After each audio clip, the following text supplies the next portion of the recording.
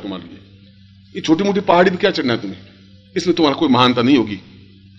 तेंजिंग को हम और तुम जानते हैं, हिलेरी को तुम और हम जानते हैं, तो इसलिए कि उस हिमालय की सबसे ऊंची चोटी एवरेस्ट पर पांव रखा उसने, इसलिए हम उनको जानते हैं, लड़कों को, दोनों को। छोटी पहाड़ी में चढ़ने वाले का नाम न तुम्हें याद है न मुझे याद है।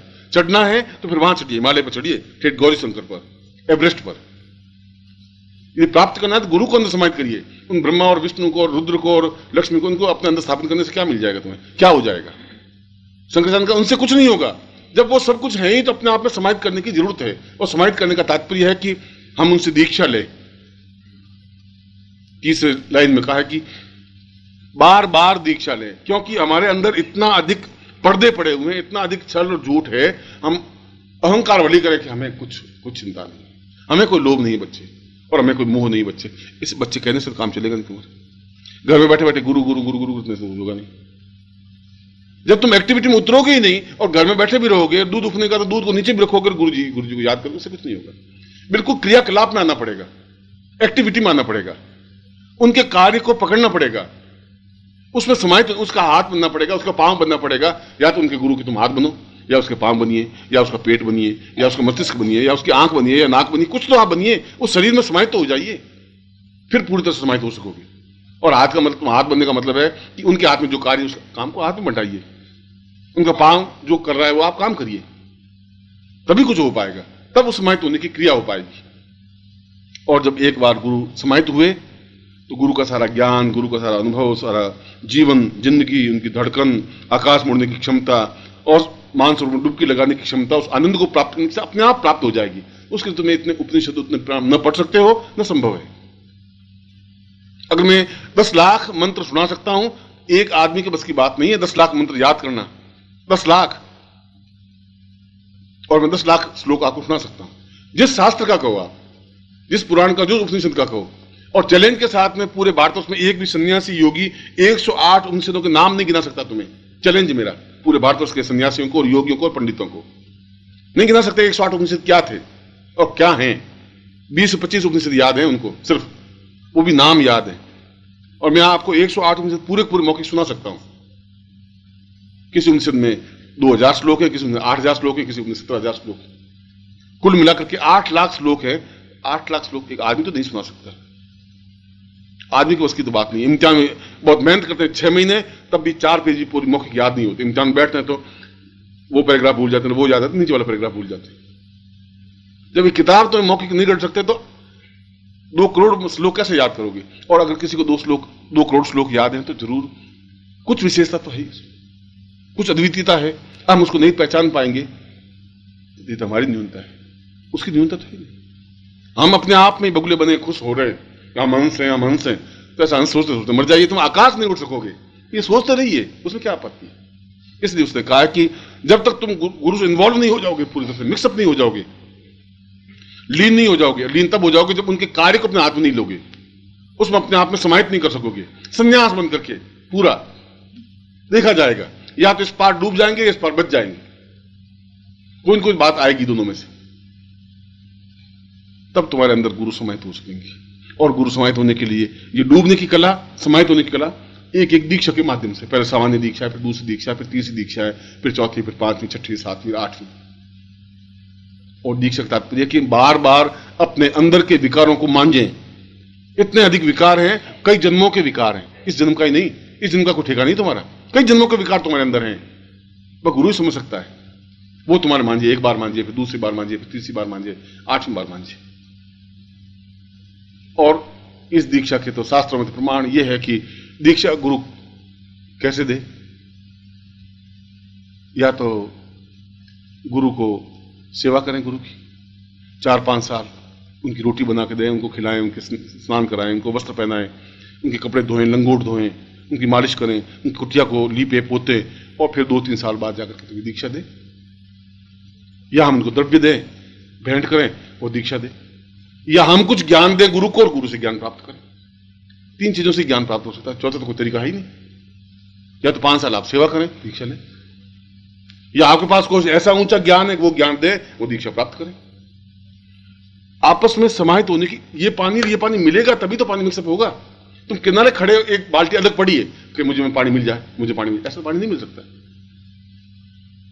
उन दीक्षाओं के माध्यम से, इस गुरु मंत्र के माध्यम से, और अपने आप को उनके प्रति समर्पण ये नहीं कि गुरुदेव गुरुदेव मैं तो आपको समर्पित हूं गुरुदेव, और फिर गुरुदेव मेरी पत्नी बीमार है तो क्या दवा दूं, और अब सौंप दिया सब जीवन का सब भार तुम्हारे हाथों में, गुरु जी मुझे शाम को घर जाना है पानीपत। अब एक संग पहले बोला सब सौंप दिया, अब एक पहले घर जाना है, गुरु जी घर क्यों जाना है, गुरु जी आपको मालूम पत्नी करते, फिर तुमने सौंपा क्या, अब एक पॉइंट तो तुम लैंड बोल रहा था सौंप दिया, झूम रहे हो, अब सौंप दिया इस जीवन का सब भार तुम्हारे हाथों में, और मुझे अरे भाई आ तो रुक जा, गुरु जी जाने दीजिए पानीपत जाना है, और गाड़ी झुक जाएगी, और सौंप दिया गुरु जी सौंप।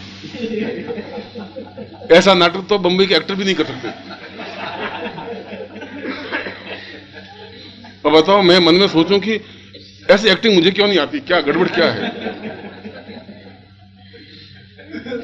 कभी कभी मैं बहुत गौरवान्वित महसूस करता हूं कि कितने अच्छे शिष्य मेरे हैं कि आधे सेकंड में सौंपा, आधे सेकंड में नहीं सौंपा, चलो आप अपने घर मैं अपने घर, फिर महीने पर बाद आएंगे गुरु जी वापिस सौंप दिया, सौंप दिया गुरु जी, और अभी तक कहां थे गुरु जी क्या बताया, एक चक्कर था गुरु जी, उस चक्कर में लखनऊ जाना पड़ा, ऐसा बस। तुम 10,000 साल तक सौंपते रहो कोई फर्क नहीं पड़ेगा महाराज, ऐसा नहीं चलेगा काम, बहुत शाम हो गया, अब ऐसा नहीं चलेगा, अब ऐसा हाथ छुड़ा छुड़ा के भागने से काम तुम्हारा नहीं चलेगा, हर बार तुम्हारा हाथ पकड़ते हैं, हर बार तुम हाथ छुड़ा के भाग जाते हैं, उससे ये पूर्णता प्राप्त नहीं हो पाएगी, और जीवन कटता जा रहा है, जीवन बीतता जा रहा है, चाहे तुम शिष्य हो, चाहे शिष्य हो, चाहे पाठक हो, और चाहे श्रोता हो, तुम्हारे अंदर का स्वार्थ शीश उतारे भूंजरे सब कुछ छोड़ना पड़ेगा, तुम्हें छोड़ना ही पड़ेगा। और 3 महीने ले लीजिए, एक्सपेरिमेंट करिए, 3 महीना 6 महीना साल 2 साल, निस्वार्थ भाव से अपने आप को डुबाइए तो सही, और अपने आप को गुरु को पूर्ण रूप से अपने आप में समाहित करने की कोशिश करिए वो दीक्षाओं के माध्यम से। हर बार दीक्षा लूंगा और अपने आप को पूर्ण निर्मल बना करके उस बगुले से हंस की स्टेज पे आऊंगा, जब 8वीं दीक्षा लूंगा तो आना है मुझे। हर बार अपने पंखों में ताकत देनी पड़ेगी, गुरु अपनी शक्ति के माध्यम से, शक्तिपात के माध्यम से और ताकत देंगे, दूसरी बार और ताकत मिलेगी। पिंजरे के पक्षी होते हुए भी मैं जमीन पर आऊंगा तो फिर उड़ जाऊंगा, फिर मुझे चिंता नहीं है, क्योंकि मुझे अंदर इतनी पंखों में ताकत दे सकेगा वो शक्तिपात।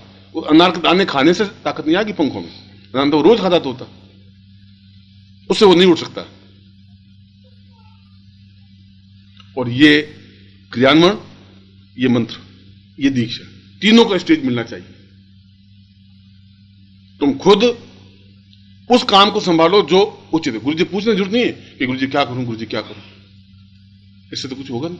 गुरु तुम्हें काहे के लिए काम सौंपेगा, वो क्यों कहेगा कि तुम ये काम करो मेरा, उनका तो कोई काम है ही नहीं। तुम्हें ये सोचना है कि मुझे क्या काम करना है, देख करके कुछ काम करने की जरूरत नहीं है। तुम्हें तो अपने आप में यह समझना है कि कहां जरूरत है मेरी, मैं कहां फिट हो सकता हूं, इस दीवार में कहां चित्र मेरा लग सकता है, वहां अपने आप को समाहित कीजिए। जो कुछ तुम्हारे पास है, जो कुछ तुम्हारे पास ज्ञान है, जो चिंतन है, उसमें समाहित होइए। और ये तीनों तरीकों से, एक तरीका ही नहीं, हम तीनों तरीके अपनाएंगे, मंत्रों के माध्यम से, प्रैक्टिकल क्रियान्वयन के माध्यम से, और उनके शक्तिपात को प्राप्त करने के माध्यम से, दीक्षा के माध्यम से। और ऐसी स्थिति में उस चौथी पंक्ति में कहा है कि निश्चय ही गुरु चाहे या नहीं चाहे, ईश्वर चाहे या नहीं चाहे, पर ब्रह्म चाहे या नहीं चाहे, गुरु तो प्रत्यक्ष होगा ही, शरीर में होना ही पड़ेगा, क्योंकि तत्व है। बटन दबाएंगे तो रोशनी होगी ही होगी, अगर तार बिल्कुल सही है तो। ऐसा हो ही नहीं सकता कि बटन दबाया लाइट नहीं लगे, क्योंकि तार तो बिल्कुल सही है। और ये तार है, ये तार पूरे तुम्हारे दबाने से जहां तुम हो, पिंजरे के तोते, वहां से ठेठ आकाश में उड़ने वाले हंस बनने की वो तार है। पहली एक्टिविटी से वहां तुम्हें त्याग करना पड़ेगा, अपने अहंकार का, अपने स्वार्थ का, अपने लालच का, अपनी नौकरी का, अपने गृहस्थ का भी, सब कुछ छोड़ने की कला होगी। अगर मैं छोड़ सका हूं, तुम भी छोड़ सकते हो। मैं भी 18 साल जंगलों में रह सकूं, मेरी पत्नी थी, मेरे मां बाप भी थे, मेरे पास धन भी था, और छोड़ के जा सका तो कुछ बन सका। अगर बीज जमीन में मिले ही नहीं, वो कहते जमीन में नहीं मिल सकता, जमीन बड़ी गंदगी है, बस तो जमीन में मिलेगा नहीं तो पेड़ बन नहीं सकता। अगर पेड़ बनना है तो जमीन में मिलना ही पड़ेगा उस बीज को, और जमीन में मिलेगा तो पेड़ बन जाएगा, छायादार पेड़। मैं बीज था, जब इन्हें मिला तो छायादार पेड़ बन सका। मैं नहीं। ओम परम तत्वाय नारायणाय गुरुभ्यो नमः। ओम ह्रीं मम प्राण देह रोम प्रतिरोम चैतन्य जाग्रय ह्रीं ओम नमः। ओम भूर्भुवः स्वः तत्सवितुर्वरेण्यं भर्गो देवस्य धीमहि धियो यो नः प्रचोदयात्।